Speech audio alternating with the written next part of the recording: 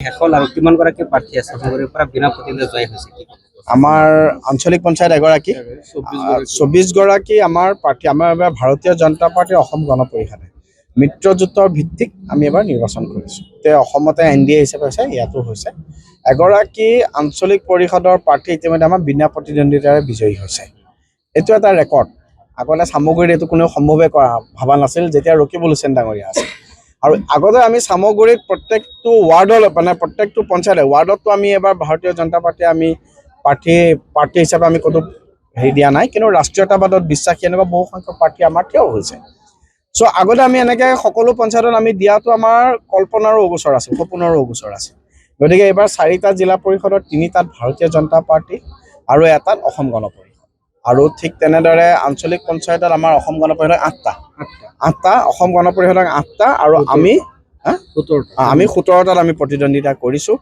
আপোনালোকে চাব অহা যি নিৰ্বাচনৰ ৰিজাল্ট আমাৰ উপ নিৰ্বাচনৰ সময়ত মই যেনেকৈ কৈছিলোঁ अभी तो खेल शुरू हुआ है अभी तो ये पिक्चर शुरू हुआ है ट्रेलर अभी बाकी है মই যেতিয়া কৈছিলোঁ যে আপোনাকে মোক প্ৰশ্ন কৰিছিলে বহুতে আৰে ৰকিবুল হুছেইনক ঘূৰাব পাৰিব নেকি তেতিয়া মই কৈছিলোঁ এইটো শুৰুৱাত হে পিক্সাৰ अभी बाकी है এতিয়া শুৰুৱাত গৈ আমি এতিয়া মোটামুটি ইণ্টাৰভেলৰ সময়খিনি পালোঁ এই ইণ্টাৰভেলৰ সময় 4 মাহ বিজেপি আৰু মিত্ৰজোঁটে চলাইছোঁ আজিৰ দিনত আপোনালোকে চাওক কিমান ইয়ং জেনেৰেশ্যন কিমান মহিলা আজি আমাৰ মাজত ওলাই আহিছে কিহৰ কাৰণে ৰকিবুল হুছেইন ডাঙৰীয়াৰ যি ভয় আৰু ভাবুকিৰ ৰাজনীতি আছিল আৰু মই এটা বস্তু দেখিলোঁ এই মানুহজনে শিক্ষা নলয় আচলতে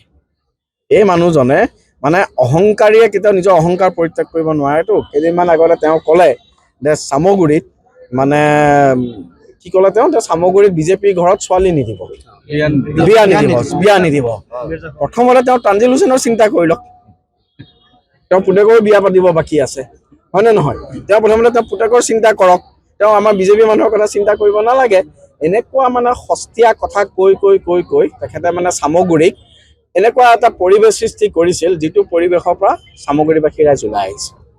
তৃতীয়তে মই সেইদিনাখনে মই তেখেতক প্ৰত্যাহ্বান জনাইছিলোঁ মই আপোনালোকক আজিও তেখেতক পালে আপোনালোকে য'তে পায় তেখেতক সুধিব যে দীপৰঞ্জন শৰ্মাই যে আপোনাক চেলেঞ্জ কৰিছে আপুনি দীপৰঞ্জন শৰ্মাতকৈ বয়সত ইমান ডাঙৰ ইমান মোতকৈ অভিজ্ঞ তেখেতে আকৌ এতিয়া ক'লে ঠাট্টাই কথা ক'ব এই দীপৰঞ্জন শৰ্মা কোন আকৌ এইবোৰ কথা ক'ব আপোনালোকক মই কৈ দিছোঁ কিন্তু তেখেতে আপোনালোকে সুধিব আপোনাৰ ইমান আপুনি 4-5 বছৰ আপুনি 4-5টা টাৰ্ম MLA থাকিলে এতিয়া MP কংগ্ৰেছৰ তেওঁৱে বছ কংগ্ৰেছৰ পিছপিনৰ পৰা চুৰি মাৰাৰ ৰজা তেওঁ গৌৰৱ গগৈকো চুৰি মাৰে ভূপেন বৰাকো চুৰি মাৰে ৰিপুণ বৰাকো চুৰি মাৰে প্ৰদ্যুৎ বৰালৈতো চুৰি মাৰিয়ে থাকে পিছপিনৰ পৰা তেখেতে ৱাজিদ আলী চৌধুৰীকো চুৰি মাৰে চবকে মাৰে কিন্তু চাচা ভতিজাৰ ৰাজনীতি আকৌ ঠিকেই কৰি লয় হয়নে নহয় চাচা ভতিজাৰ ৰাজনীতি ঠিকেই কৰে গতিকে এইজন ব্যক্তিয়ে আপোনালোকে এটা সুধিব আপোনাৰ এইকণ অকণ সৎ সাহস নহ'লনে যে দীপৰঞ্জন শৰ্মাৰ যিটো চেলেঞ্জ আছিল ৱাকফৰ ওপৰত আপুনি এটা ৰাজহুৱা ডিবেট কৰক লাগিলে তেওঁ পঞ্চায়তলৈ কৰক বা ধুবুৰীত কৰক তেওঁ ধুবুৰীৰ এটা জেগা লৈ লওক তাত ৱাকফৰ ওপৰত এটা তেখেতে মানে ৱাকফ কিহৰ কাৰণে নালাগে আমি কৈছোঁ আৰু তেওঁ যুক্তি দিয়ক গতিকে মই পুনৰাই আজিৰ এই জেগাৰ পৰাই মই ৰকিবুল হুছেইন ডাঙৰীয়া এটা সময় মহাপ্ৰতাপী এটা সময়ৰ মানে নিজকে বিশ্বৰ ৰজা বুলি ভাবা ৰকিবুল হুছেইন ডাঙৰীয়াক মই কৰজোৰে মই অনুৰোধ জনাম মোৰ যিখন প্ৰত্যাহ্বান আছে আমিতো সাধাৰণ মানুহ এই প্ৰত্যাহ্বান গ্ৰহণ কৰি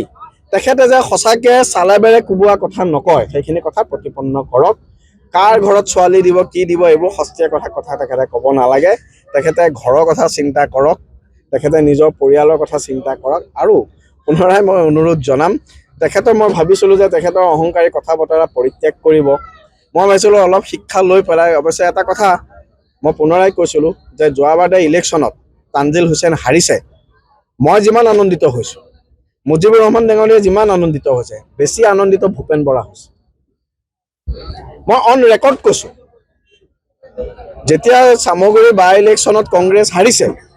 আটাইতকৈ বেছি ফূৰ্তি পাইছে ভিতৰুৱাকৈ ভূপেন বৰাই